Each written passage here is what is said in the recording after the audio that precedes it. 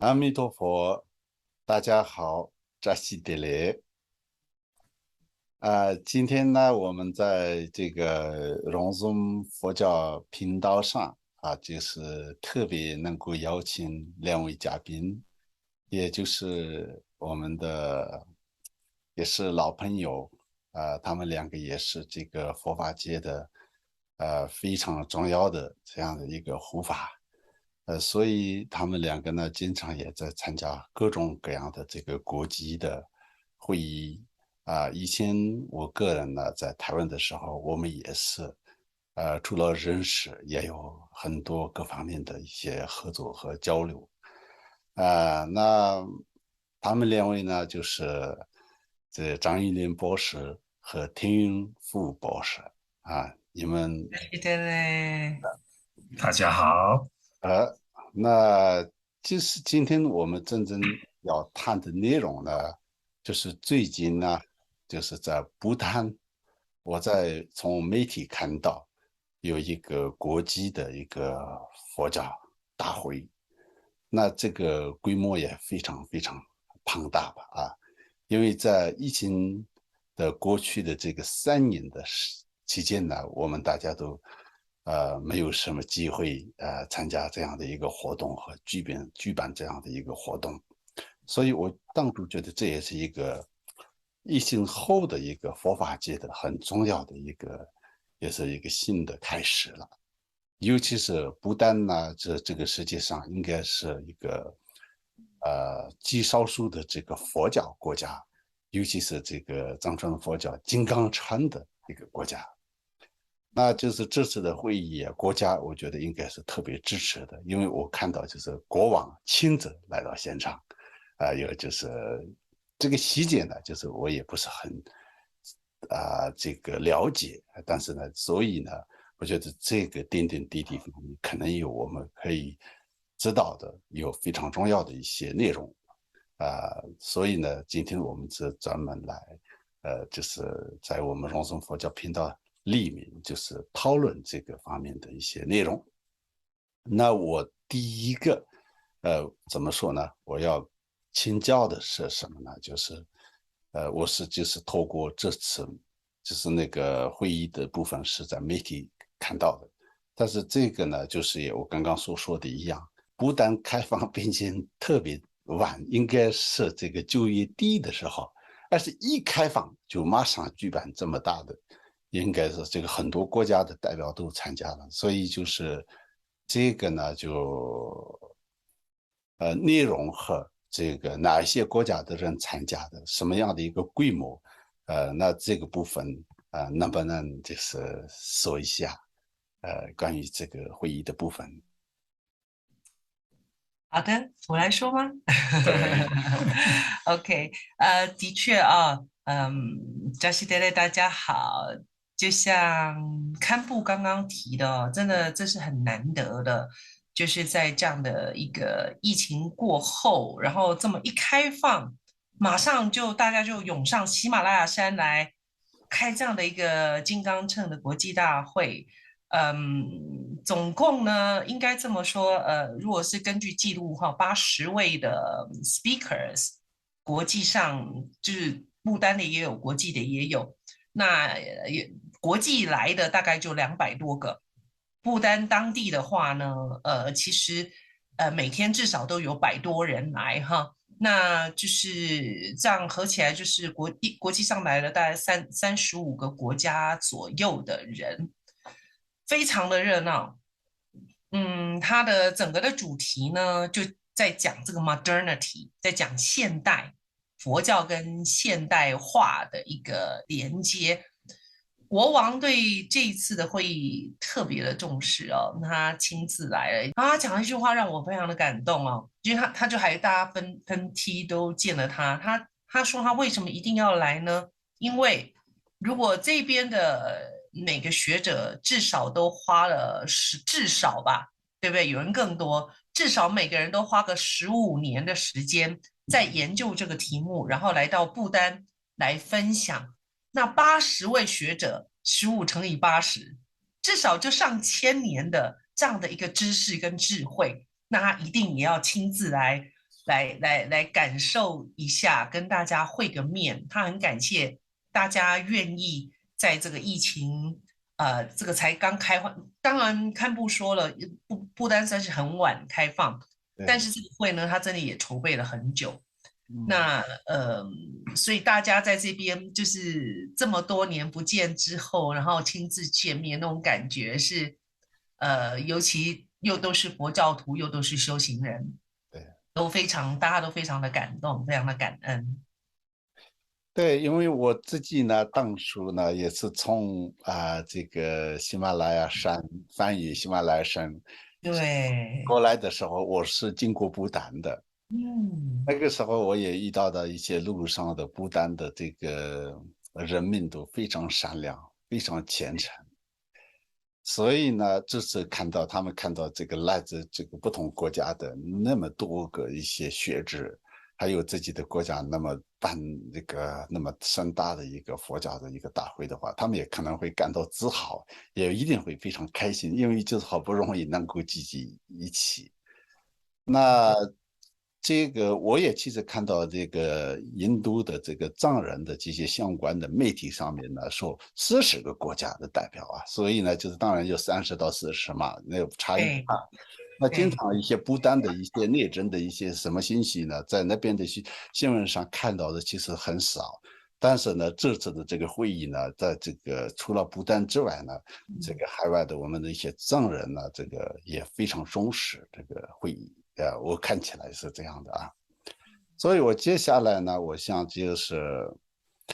那这次的这个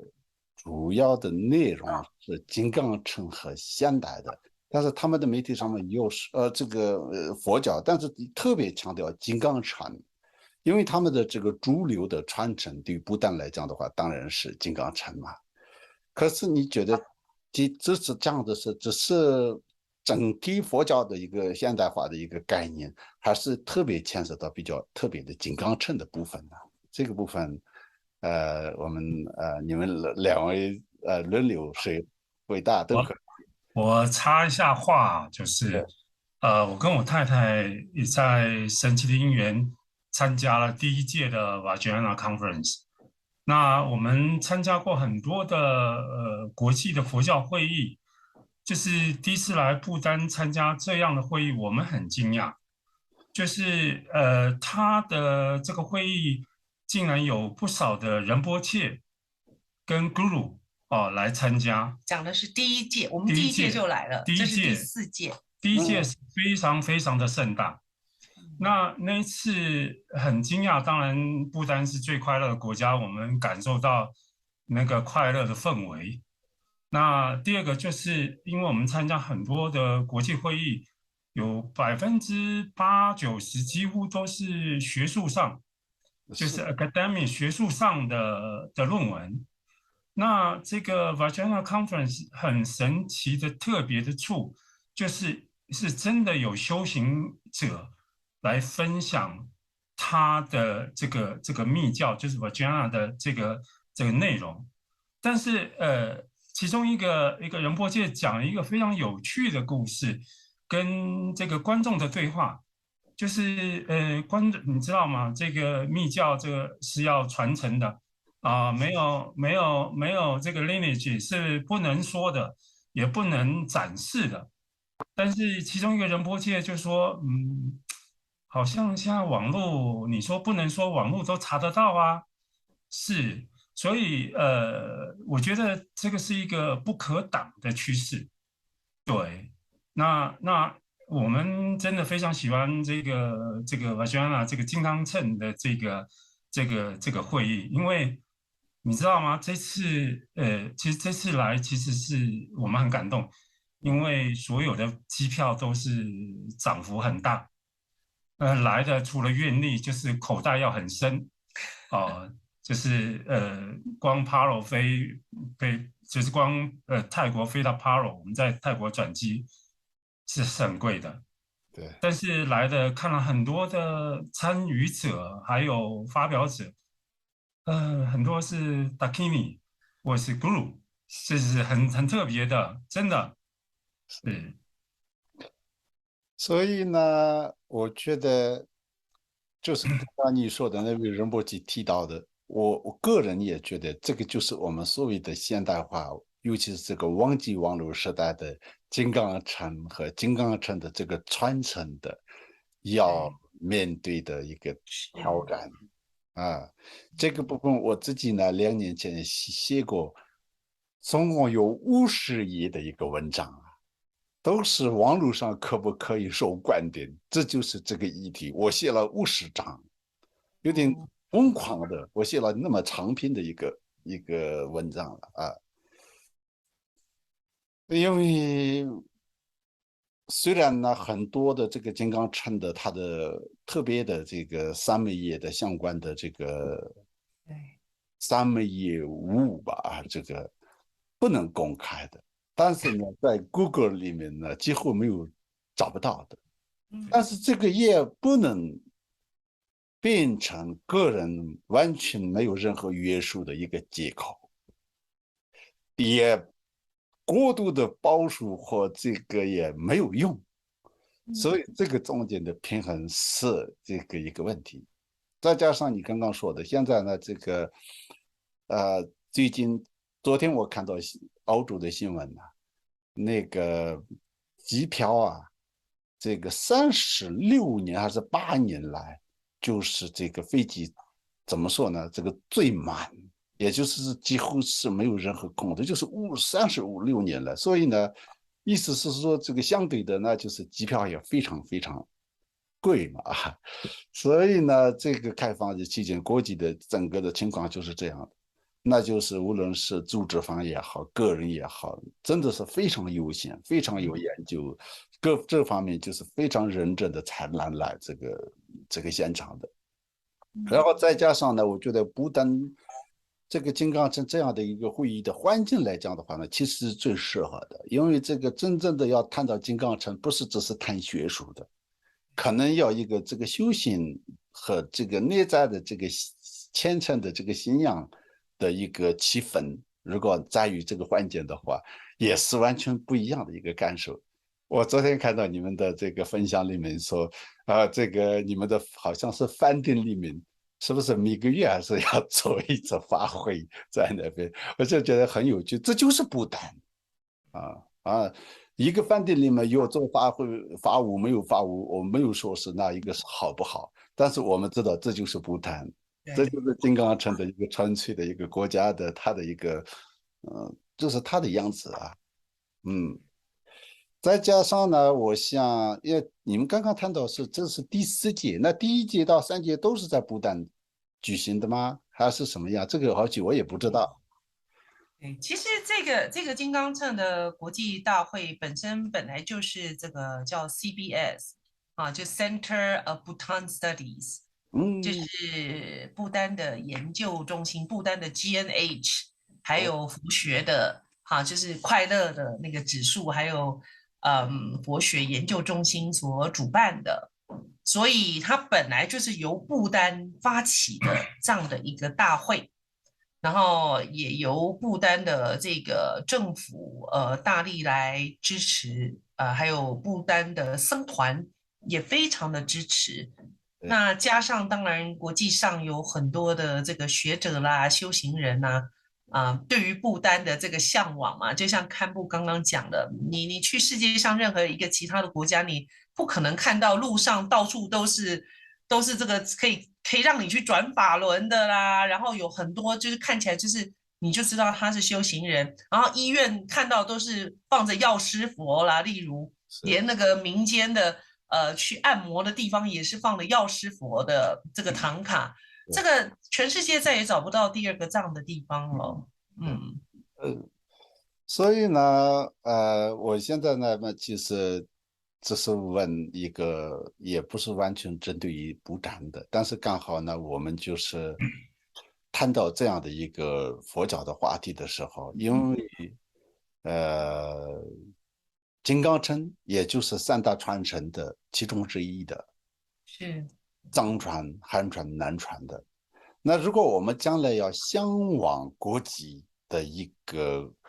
一个佛教的这个未来的角度来讲的话呢，我相信每个传承都各有千秋，就是一个不同的角色和不同的特别的地方。所以我这里问的是这个三大传承当中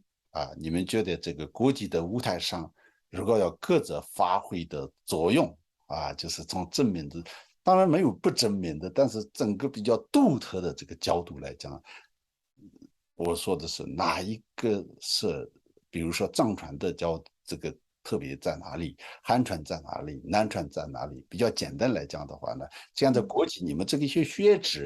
讨论的时候的一种共人的角度来说不是说是我们个人信仰的角度，这个来讲，你觉得怎么样？是，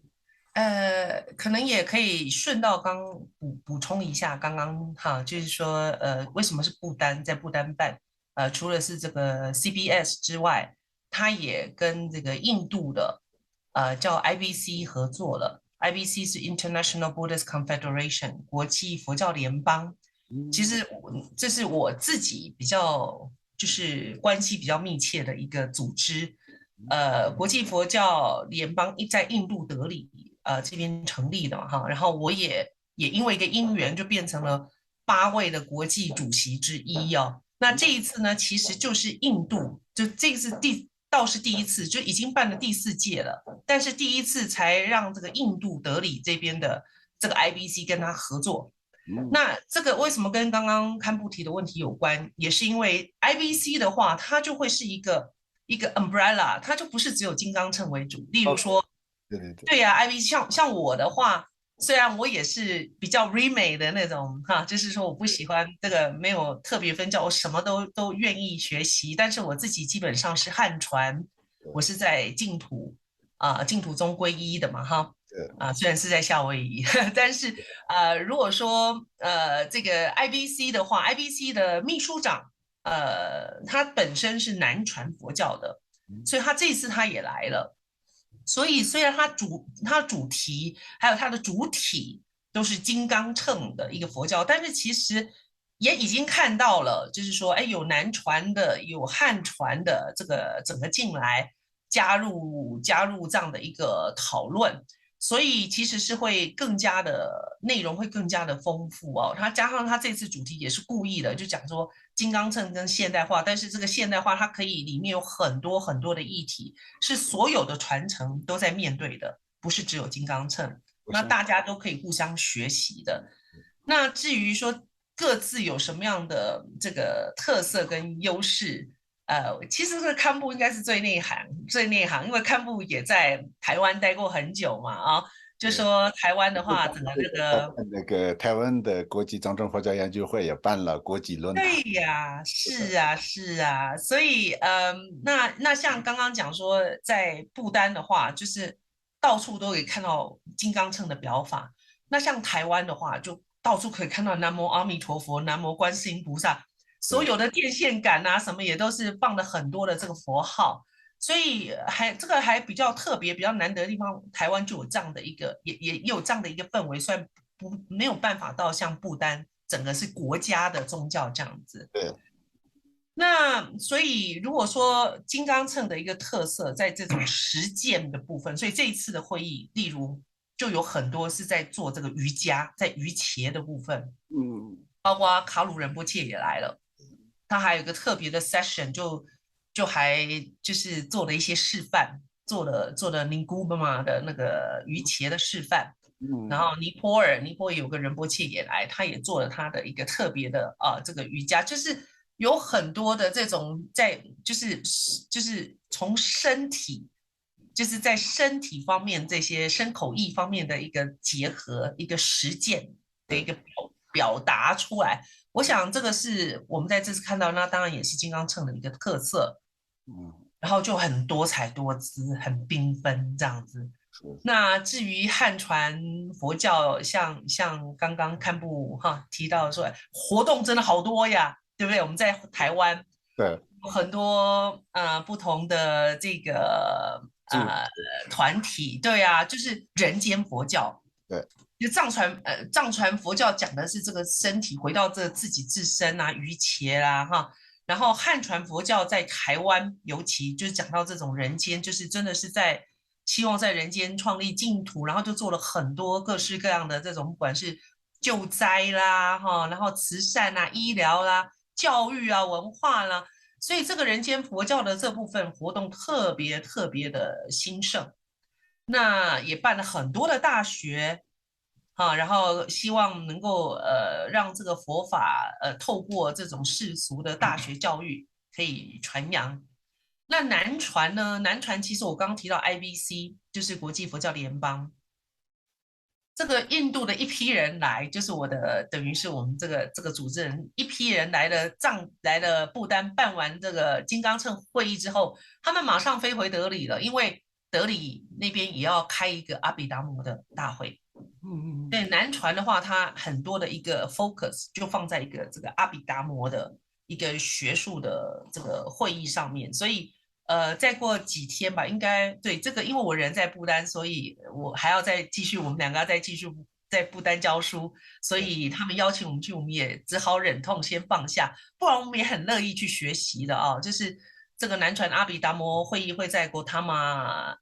就是在那个佛陀大学，在印度的佛陀大学举办，也会是一个盛会哦。那我想国际的一个趋势，真的除了就是在藏传里面这个立美运动之外，有一个趋势就是希望这个藏传，然后汉传、南传这整个，甚至就是像那个我们的秘书长，我们 IVC 秘书长他在致辞就强调 One Family。One Big Buddha's Family，我们都是一家人嘛，哈，在佛陀之下，甚至就有一个词叫布达亚那的这样的词啊，在印尼早就用了，就是我们是佛乘了哈，不管是小乘、大乘，然后金刚乘，就是一个佛乘。所以这几年来一直观察到了，就是往这个方向、这个趋势走。大家不管你在哪一个传承里面修行，彼此都会想要互相学习，然后互相的取法这样子。我插一下话，就是回答堪布讲的，就是我们大概都已经参加过这个全世界这些主要的国际会议，包括佛教界的最大的 VESA 的国际会议。我觉得不丹，我个人的喜好是真的非常喜欢不丹。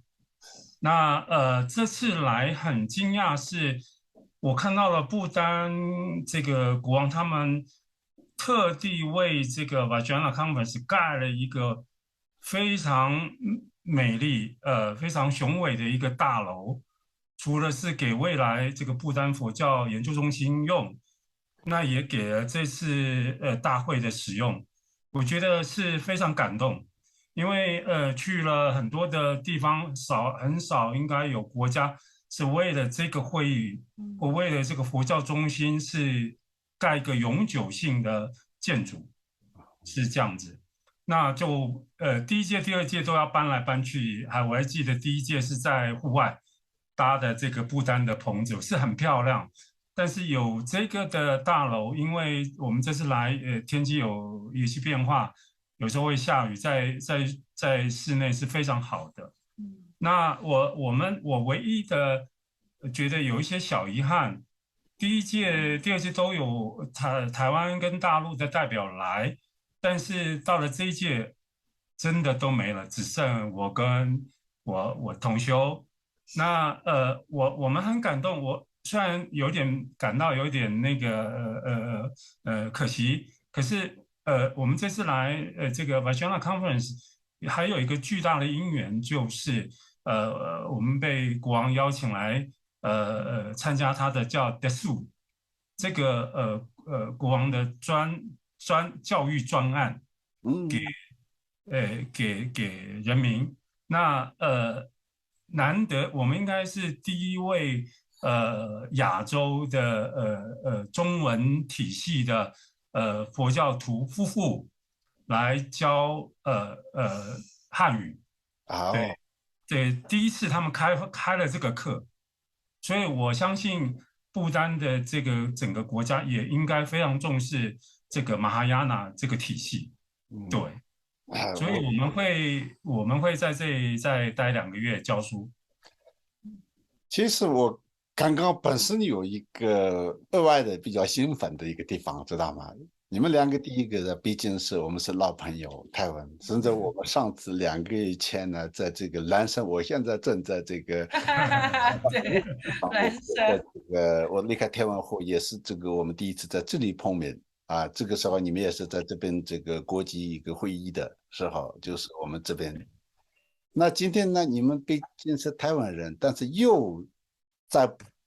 不谈，然后我们在这样的讲话，而且讲话的内容刚好和不丹，这个非常贴切，非常有意思的。除此之外，我觉得你刚刚师兄你刚刚说的就是非常，我也非常认同，因为现在这个佛教呢，就是你们刚刚说这样的一个博大严呐，应该是日灭，日灭就是立灭，不分教派。是，但是当然，不分教派，并不是说是要放弃你自己的独特的一个风格和做法和传承的意思。但是整个来讲的话，我们是一个大家庭。所以几年前我也参加过一个泰国的一个会议，那个时候也泰国一个高僧他也说了，他说我们无论是任何的那一个教派，都是我们走向nirvana涅槃，这是一个我们的理念。我觉得那个时候他讲的非常，对我来讲印象非常深刻的。那我们整个也就是从源头来讲的话呢，我们就是释迦牟尼佛的弟子，所以我们是博大严呐。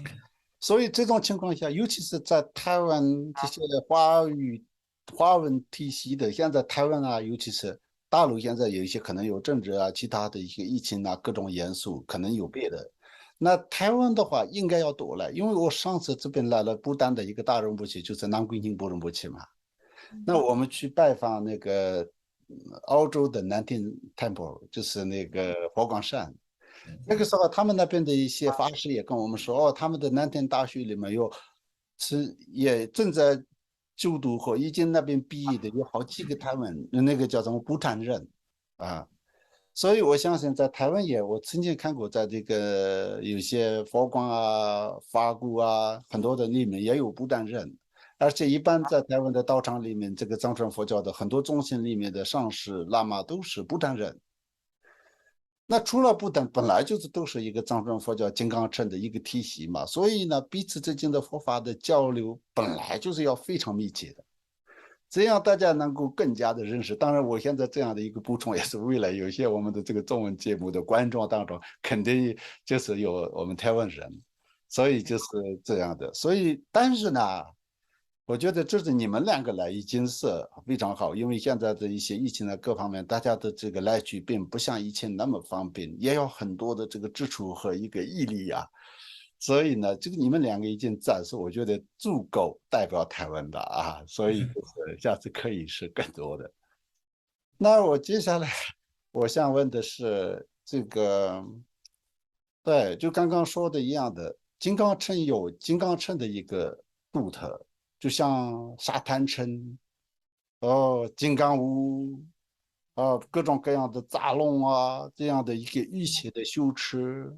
还有一些特别的这种仪式感，还有一些不一样的，这个它有它的独特。那修行的一些精神，还有一些佛学院的这个五部大论啊，很多的这个学习的体系，都其实是很特别的。那汉传也有汉传的一个独特的地方，尤其是现在人间佛教呢，确实就像有些台湾的像，组织呢，就是可以和国际的像联合国都可以好像站在一起来这个做事情的那种规模的，所以南传也有南传的它的一个非常独特的地方。那这些独特都要现在要逐渐要成为佛尘的话，所以呢，我们这个对。这个我现在的问题是，这个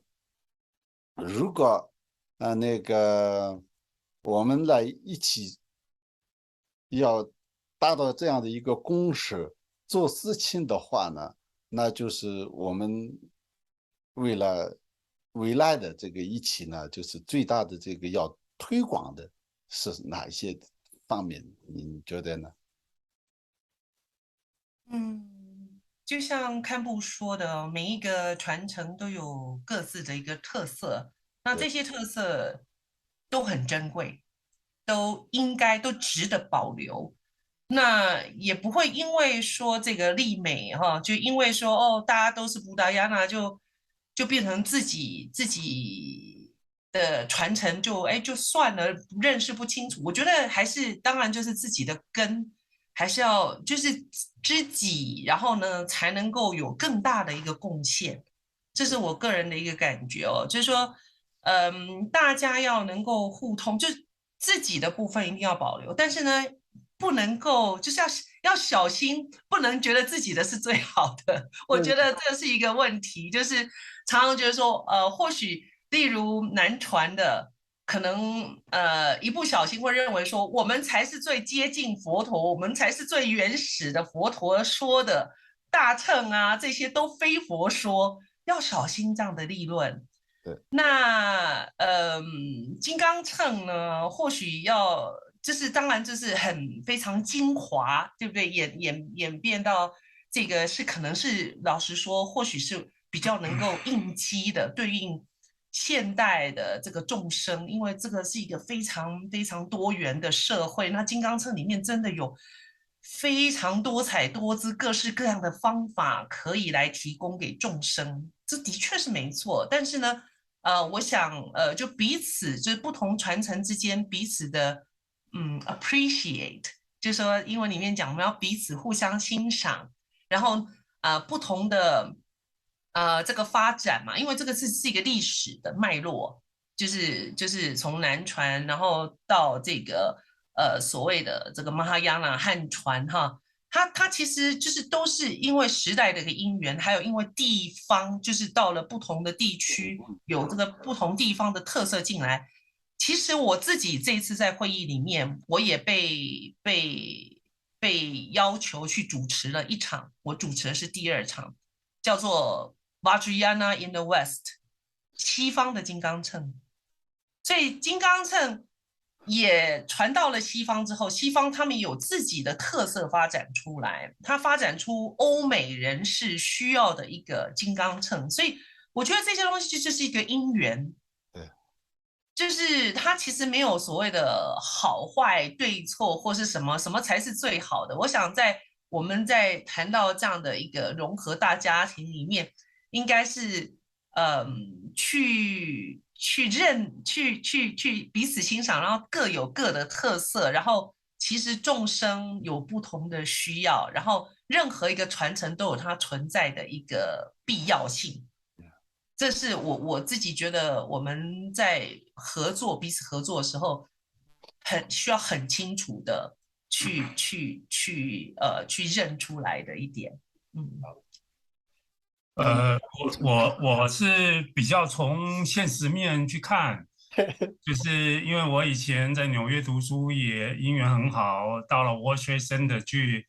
去工作，那很清楚这个美国的这个 capital 的资本啊是怎么运作的。那这次就是等于说解封 COVID-19 的重新 open，其实刚开始我们也是蛮怀疑的。除了机票很贵，那到底有多少人会来？是这样子。那到了现场看到这么多人来，其实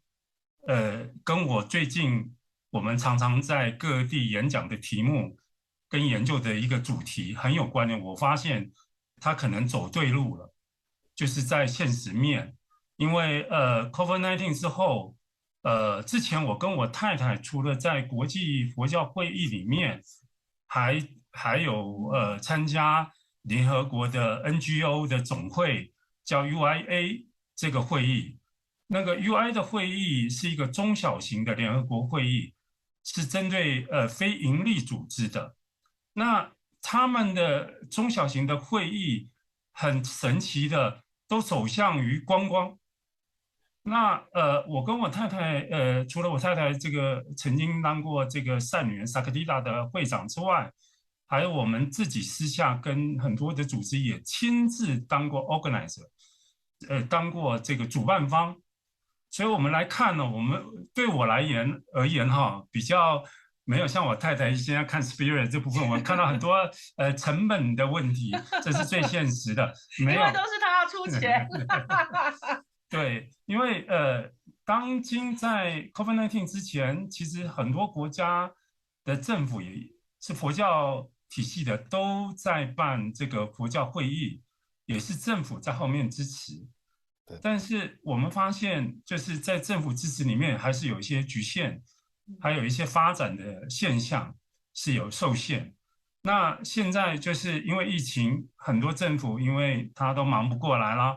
他就先照顾经济啦，在想这个灵性的，没想到这个不丹一开始就先重视灵性，这个是我们非常感动。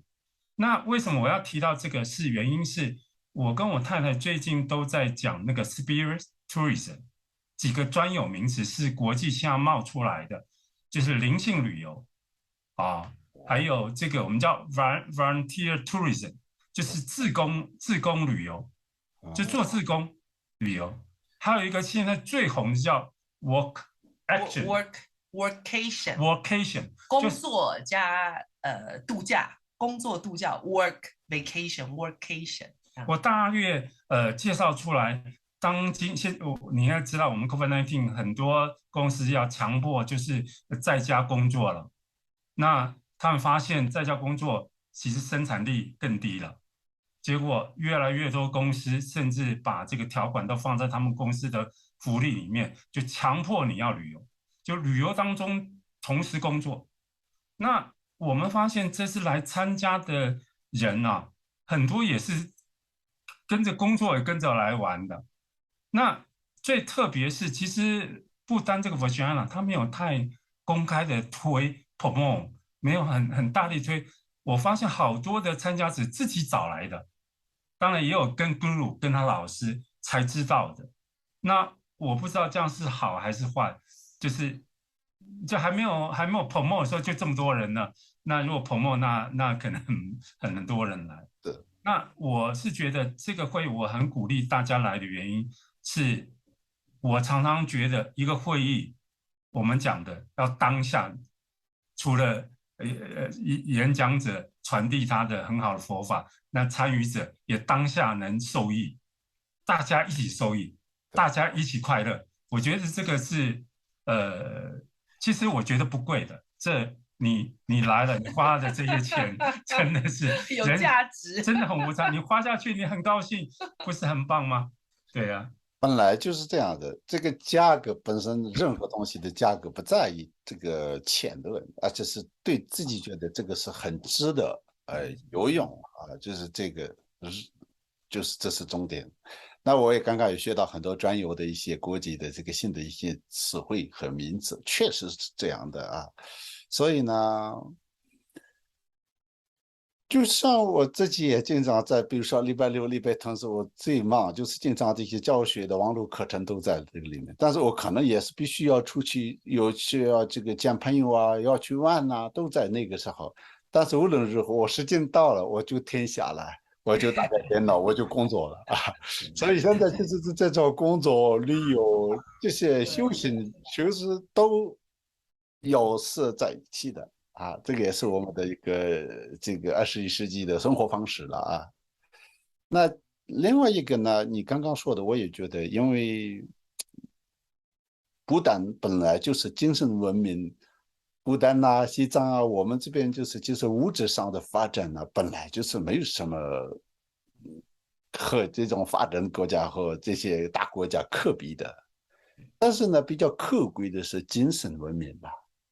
那佛教本身就是精神文明，我觉得他们这个就是一开放的时候，他们这个一开放的方式就是也这个加强自己本身的这个心灵文化，然后就是提供这样的一个平台，然后他们也不是为了商业化，而且还这个就是打造这个不丹那边就是造建这样的一个建筑其实是不容易的，所以呢。这个就是也很了不起，但是我觉得是他们也就是画该画的地方，这也是我觉得是很有智慧的一个做法。这是我个人觉得是，这是我们在谈这个不丹就是这样，以前的不丹都是其实也是很单纯的这个信仰层面，就是有这样的一个传统单纯的一个非常可贵的一个地方。因为我们第一次来的时候，我们还都在想象是不是坐在地上开会呢？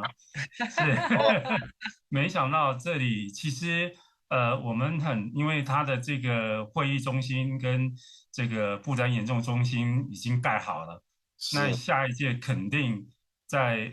它每年都是10月份会办。那我刚才还继续讲说它的这个 spirit tourism，我觉得不丹好像抓到这个关键的东西，因为政府也很聪明，他就刚好跟他的那个节庆办办在一起。对，嗯，因为10月份是最有名那个 JETU 的这个会议，所以都绑在一起。那等于说他我们讲的一次就来就好多的东西，它都可以合在一起。那我甚至觉得以前我们就是师傅在山上修行，那他要训练你就把你踢下山，你要下山去行这个菩萨道。那我们就说师傅你不要下来了，太高了，我们信徒上来就好了。那这个会议有一个特别就是。我没有特别要推销这个布单，但是的确，呃，来的人在这个会议可以比别的会议更多找到更多的 guru，更多的仁波切，更多的这个修行者，yeah，是，等于说你去选你喜欢的，那也交流，那是，真的是很棒的经验。对。因为很多去不丹旅游的本身呢，确实也是向往比较内在和精神的人，对这种有兴趣的词曲的。那再加上这种会议呢，就是你就是这个自然而然的能够接触到很多这种高深大德和这个文化修养的人，那确实也是这个也是就是非常好的一个机会。我上次看过一个文章，也就是其实是这样的一个概念。他说，为什么有些人花非常昂贵的这个学费来要去读那个非常高那种著名的那个名校这个学校？因为不是这个学的话，单一是老师教的，而且是你和认识的这个同一个层面的，未来他们在社会上可能会各个阶的联系。你和他有这样的一个一起生活，同时这样的一个学习的话呢，其实你的这个整个的自己的频率或者这个也就自然就受影响了。所以这个就变成你的全职。他说这是花钱的最主要的一个换来的价值。学费是我觉得是，交在这里这个我觉得是很有道理的啊。嗯或者这个课堂上学到的，单单是为了这个花钱，其实不是这样的。制造一个未来人生和这个智慧和发展的一个平台所以这个我觉得我也非常认同。那我这一次。现在，嗯，那这我就特别是讲到现代化，它有一个论文就是讲到这个就是 social media，就是嗯，这个中文叫网红嘛，对，这个也就是叫网络上的影响者。那我分享一下我跟我同修的经验，就是我们各有各的 Facebook，那很神奇是我们把这个照片 po 上去到我们的 Facebook，那很神奇的一些以前的老朋友，很久都我们叫潜水啊，都在 Facebook 底下没有冒出来。我们两个的这个点击率啊，就是的 like rate 这个已经到非常高，所有的朋友都跑出来了。所以嗯，我觉得，当然不单有它的福报，这个我们讲的 branding，它的那个名牌啊，这个牌子，又加上这么好的环境，我觉得如果他们跟 Open 各大教派进来，每年这样去办大会，我觉得是一个非常好的一个会议。对，是的。那我现在呢，就是接下来想请教一个问题，也就是说，我们只是就是我想知道一下你们两位的这个看法啊。也就是说，现在我们就是这个金刚禅这个要成为年轻化啊，然后就是国际化的话。这次的会议当中有没有特别比较指出一些那个观点应该要改善，做的要更好，要注意，那个是应该要值得加强，更等等类似这样的一些具体的一些建议啊？这个会议当中有没有什么决议或者提议啊？不知道这个怎么问，因为我自己不在场嘛，所以，但是这个我希望你们大概明白我要讲的是什么。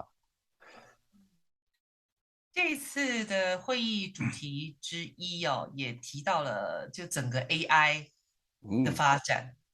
整个这个元宇宙啊，跟佛法的这个关系，所以也有来自日本的，在研究这个整个佛法要上网的这个问题嘛，机器人啊什么的。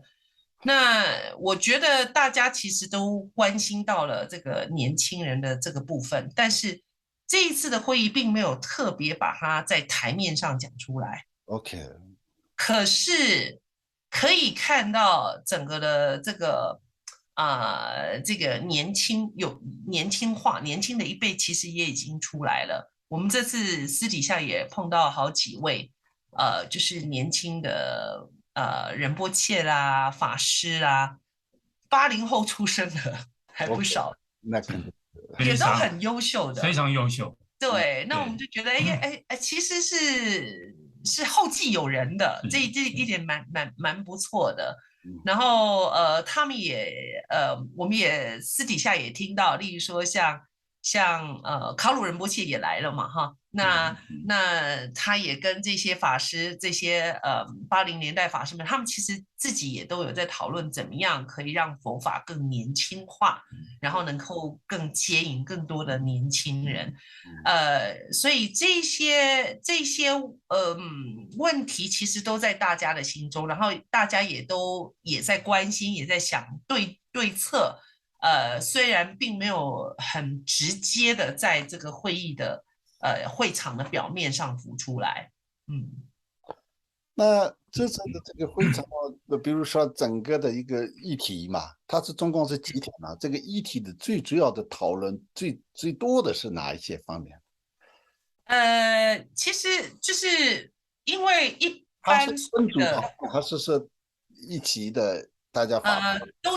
都有，就是有全部大会一起讨论。像我主持的那一场，就是第一场、第二场早上的时候基本上就是全部大会人在一起。下午的话呢，就会稍微分两场。那两场的部分也是因为其实跟年轻化有关，因为他们也是希望多收一些年轻学者的文章嘛，所以我们就有来自例说在印度德里念书的一些越南法师啦，还有一些那个博士班的学生啊，他们投的稿，也就是被审查过后接受了，也欢迎他们一起来。我想这个就回答您堪布刚刚的问题，它其实也是一个年轻化的一个展现，虽然它并没有特别直接讨论这个问题。所以有几位年轻学者他们做的研究，我觉得也挺不错的。但是就是说，一般这种所谓的国际会议哦，它就是会是比较五花八门，对，就是大家各自表述，然是，后因为时间实在是很有限，对，时间太有限了，加上因为就是在一个金刚秤的国家，有很多的这个仪式啊，对，因为大家也要体验一下这个仪式感呐、还有很多的铺家啦，或是什么，可能有某个这个大仁波切来，或是甚至国王，例如说国王来的时候，大家手机都要先被收起来，或是皇太后，其实也有一天皇太后来了，在国王来之前，她先来了，那所以就那个整个的时间其实不是那么容易掌握的。是，像我主持那一场，我就要非常严格的控制时间，然后就要赶快追进度了，这样子。所以老实说，你说要形成什么共同的结论，不是那么容易。然后要做一个很深入的探讨，也不是那么容易。但是呢，大家基本上就是会有一个好处，就是都知道说现在大家关心的议题的层面是什么，那个大方向在哪里。是，是可以抓到，然后它也是一个大家是彼此认识、交流，然后以后可能可以合作的这样的一个机会，这样。你有什么要补充？对，我刚才有提到，这次我们的另外一个主要的因缘，就是被邀请来开他有史以来第一次的这个汉语的教学，这是我们会觉得真的是一个 honor 去教，也亲自真的面对他的不丹人，去直接面对他教中文跟他的需求。那这个过程里面。在当中，我们又很神奇，为什么这个会议对我们来讲是受益很大？因为没有这个会议，我们没办法见到一些特别，就是会有一个是从那个 Puntang 来的一个喇嘛，那也有普纳卡的很棒的仁波切，就是比以前更多的这个当地的寺院的修行者或是住持来。那我们交流的时候，就是因为这个喇嘛竟然，因为我们开车晚上的时候可以经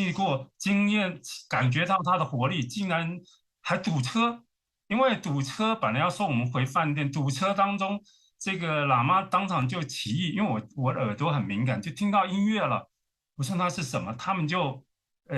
我们就说到这里为止了，我们就下车去听了。原来是叫不丹 talent show， 你知道吗？现在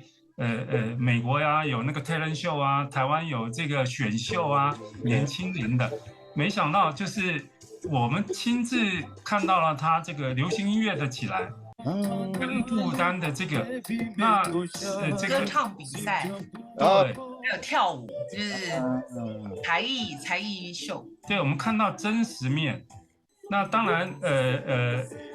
有一个比较有趣的事情，就是我们在旅游经过很多不可思议的因缘，像师父邀请我们来上节目，我们很惊讶，因为我们去了 talent show， 竟然发现有大批的不丹年轻人想要去澳洲。想要去澳洲，所以我觉得师父在那里可能未来要扮演很重要的接引的角色。那年轻人在佛国，那都想要去下凡到人间。那我们在外面佛国外面很想上佛国，你知道吗？就是我讲一个笑话，我们是有一次，这应该是第一届还是第二届？国王亲自带我们参加他的国庆。那他们国庆有一个很特别，大家都到会场里面参加国庆会。那国庆会有一个很好玩，就是有全民的抽奖活动。第一特奖佛像1尊，第二特奖就是 Samsung 的电视1台。那我们的国外的那个学者在一边我要抽中佛像，拜托我要抽中佛像。旁边的不单是我要抽中电视，我要抽中电视，我们就开个玩笑跟他说：“哎，你如果抽中那个佛像，我抽中电视，我们交换好不好？”我觉得我觉得这个不是一个不好的现象，我觉得一个在山上在山下一个交流，他可能绕一圈回去再回来，是一个很好的过程嘛，这是一个过程。所以我大概讲一下。跟这个会议有个特别，就是达数这个专案，达数的原始的这个他们的意义就是和平的守护者。那对，那在里面我们认识了不少的邀请来的专家，有很多是欧洲的，有欧美的。当我在观察他们，竟然是放弃自己高薪的工作来这里教书。我觉得这是希望。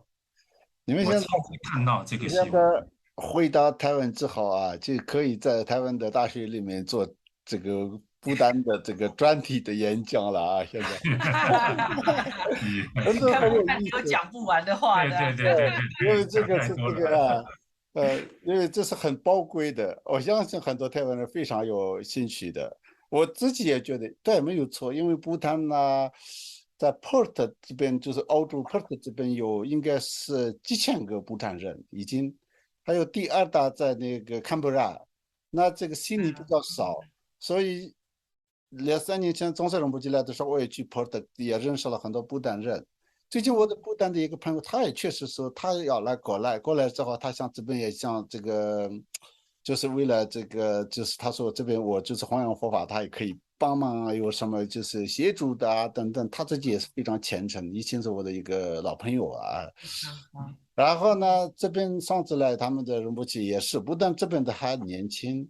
还虔诚，但是大部分是留学啊、工作啊这样的。可是你说的非常对的，就是绕一圈还是总是70%-80%都回来的。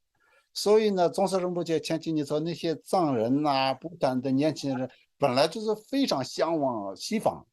现代。后来慢慢看到他们也好像向往自己的文化的时候，重新有自我认识的一个经过的一个过程，就开始。所以我们现在就是直接就是要挡住他们的这个兴趣的话，那就肯定是一个更叛逆的，就是一个碰撞。所以呢，我觉得他们追求这样的一个外面的世界的好奇啊，这些是没有问题。但是呢，你发现这个点和这个对比上也是非常有意思的。所以呢，就是这个是我们觉得讨论当中，也就是因为你们这个外面人，然后再看那个，就是我觉得这些都是很有意思的啊。那另外一个呢，我也想刚刚就是说一个因为我们要国际化的这个佛教的话呢，我自己呢经常比较关心的是什么呢？我们没有一个统一的这个佛诞的啊，知道吗？是不是没有？好像有，在联合国规定的这样的一个五月的这个什么这个满月的那一天，但是有没有实际上落实和大家都有认同和实际上有没有这样去做？藏人也没有，台湾也没有，我们知道啊。所以对于这个方面呢，我们只有释迦牟尼佛一尊佛的话呢，他的生日应该要整个佛教有一个，当然自己的传统可以保留着啊，但是至少我们可以有一天是属于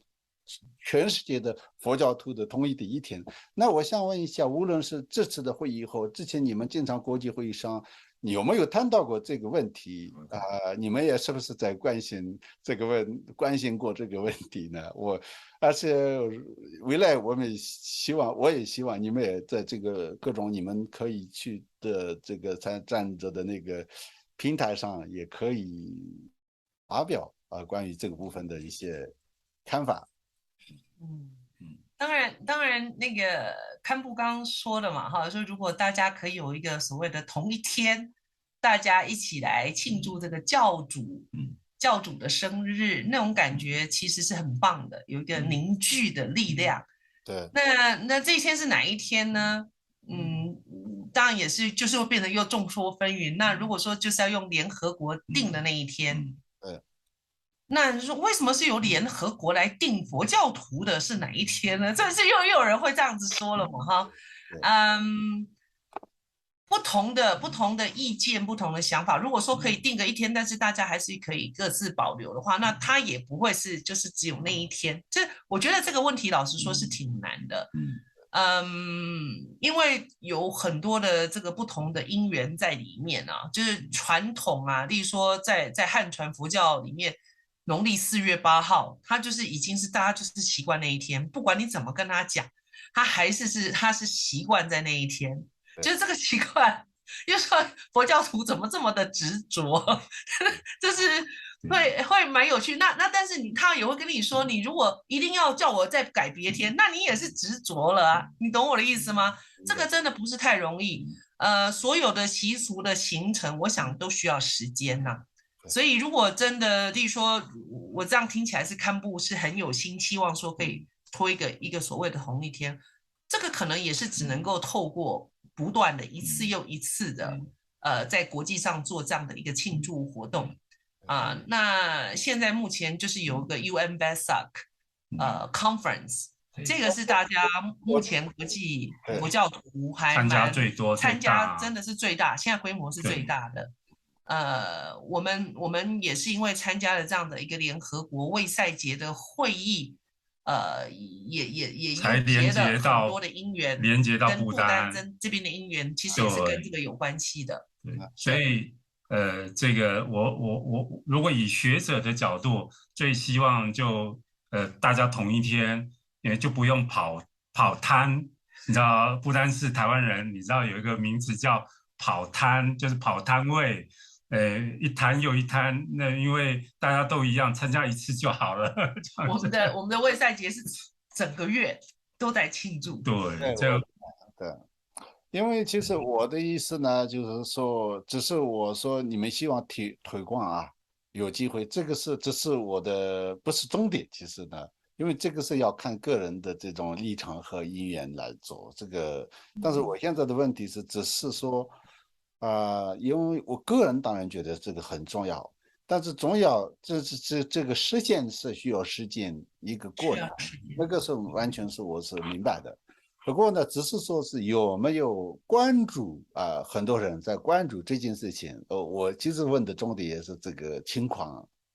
堪布这个，您提到这一点，我也去想到，我也回忆起来，就是我们有一个在澳洲的越南籍的朋友，他也是好几次在国际大会，他也是在推说，还不是只有 Vesa 同一天，不是佛诞同一天的问题，而是我们应该要有同一个语言的唱诵。OK，所以这个是不是有点类似同调的意思？我不知道，我只是先提出来让堪布参考一下。他认为说，我们应该要，不管你是哪一个传承，大家所有的佛教徒现在今天在这里开会，应该就要用英语。他认为英语，他用英语，全部人一起唱诵。那您觉得有可能吗？我也不知道，我也在思考这个问题，因为他是一个非常很努力哦，就是他是住在 Sydney 的一个越南籍的朋友啊，佛教徒很虔诚的，然后他也自己印了好多好多的这个宣传文宣呐，然后真的就像是个传教士那样子，每一次碰到他，但是他后来他也放弃了，他大概就是前面几次之后他就放下了，所以也是一个参考啦，就是说，因为您这样提起，让我想起这件事情。因为这个共同的语言是我们参加国际佛教会议一个碰到最大的问题。那为什么在不丹会觉得很顺的原因？因为不丹这个英语也是他们的一个很 common 的 language， 所以很正常的一个英语。那在这个不丹举行时候，那个英语的交流，其实再加上文宣的印制，都我觉得都很到位的。那当然呢，就是说，如果其中有一些论文呢，连接到中文，对我们来听哈，真的也有一个压力，因为我们很懂中文，他用英语来去介绍，真的我们听起来就很痛苦了。那要怎么去解释？所以这个三大传承的连接，其实我们很关注在汉传这一块跟国际的连接，是这样子，就是在国际上主办会议里面比较少有说特别在有一点像我们现在的社会，你这会场一定要提供给那个轮椅的人呐，就是我不是说提供这个中文服务是提供给轮椅，因为中文还是大乘佛教一个很巨大的，如果有一个通道跟大家很巨大的连接，这个是一个我一直在思考的问题，是这样的。对，其实对，就是说到底这个沟通啊，还有就大家的期待吧，对啊，怎么样才是真正的是一个普世的，那能够利益大家的，这个其实都是我觉得都是很值得，像堪布讲的，我觉得都是很值得再进一步讨论。对。然后如果真的要去推的话，怎么去推？我知道已经有一群人在推了，应该包括堪布嘛，哈，还有净耀法师，想要推这个国际的这个佛诞日。对，我觉得都是好事，都是很好的因缘，但是就是就是大家就是各自努力，然后彼此支持。你看这个关于这个不丹这个会议的报道，有中文的可能很少，所以师父的邀请说要用中文去介绍，我们马上也就时间抽出来，一定要去介绍，因为我觉得这个在东方中国跟台湾对于这个不丹的所有的状况，也希望能多了解。我觉得这个是您提供这个平台有去，当然我们未必能讲得很仔细啦。那没有办法太圆满，因为时间太行程太多。我觉得你们讲的当然非常非常好，因为呢，你们在这个当时，而且这个各方面这个最熟悉，本身这个会议也不是那种这个场面不是少数出席的或者第一次出席的，所以这些都整个的居民各方面的其实是非常清楚的人。那再加上呢，我觉得今天我们这个谈到之后，确实对华人界呢就是有很大帮助。这个是一些汉传佛教的师傅他们也跟我们分享过，就是在这个国际舞台上，尤其是这个英文界和这个国际上，尤其是这个一些西方化这种地方呢，其实这个华人呢，可能是自己的圈子太大，中文的这个也各方面的这个生活啊、佛法里面的太丰富吧，反正就是停留在自己的那个里面。有这个问题，那当然呢，就是自己的语言也出了门，也就是这个很难沟通，然后呢，都在外面，也就是没有什么特别的依靠，所以每个都要自己拼。包括我们知道这个20世纪的，就像初中传播仁波切，什么时候叫仁波切，以前的很多这个国外的这个弘法的这些人，他们也就是一开始是这个还有什么法网仁波切，不管什么身份，一开始就是就像打工。就是那个一心禅师是有点劣色的这个汉传的里面的，他算不算汉传啊？这应该是北传还是汉传？对，北传。其他的一般的华人的法师都很少经历这样的，所以就是自己舒舒服服的这些，尤其是华人信徒都非常恭敬，也就是提供很多的这个物质啊，恭恭敬敬的，所以可能有一定的关系。那这个信徒也，台湾的信徒也确实呢，觉得。对这个外来的这个汉传和藏传有兴趣的非常有兴趣，但是不了解的其实是非常平民，这个认识都停留在。所以呢，我觉得如果他们能够来到不丹，那认识了不丹，认识了文化，认识了这个三大传承的一个融合，那这是非常重要的。所以我觉得你们在那边就是我希望这个用中文能够分享，这个也是我的初衷。所以非常感谢。对，其实的确语言是一个很重要的一个工具跟桥梁。对。那所以堪布这个我也在努力，我也是很希望说，可以有更多的人可以接上这样的一个轨道，所以我也应那个法鼓山人生杂志的要求，我做了一个专栏，就叫佛法 ABC。就是可以至少先把一些简单的名相吧，就是介绍一下，然后也介绍一下国际佛教的情况。那希望可以有更多的人一起来参与。那像你看，不丹也开始在学中文了。他们的英文，这次我回来我非常的惊艳，基本上开车的司机啊什么，他们也都可以讲英文沟通，都没问题了。没问题的，因为他们国家第2个语言就是英文吧，应该是看起来是这样。对，就是几年一样，就是要时间。我记得我第一次来不丹应该是2013年吧。2013年来的时候，听说就是用英语教育，但是那时候我可以感觉到还不到位，还不行的。可是这一次，就是这几次回来，这一次感觉就好像非常的成熟了。所以真的就是需要因缘慢慢去发酵，去具足这样子。好。